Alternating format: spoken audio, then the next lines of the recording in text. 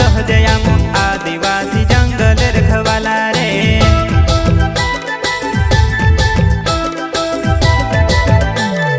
चल जंगल जमीन काजे पूजे रे आदिवासी दुनिया ने रखवाला रे। बाप देव खतरी काज पूजे रे आदिवासी सबसे निराला रे।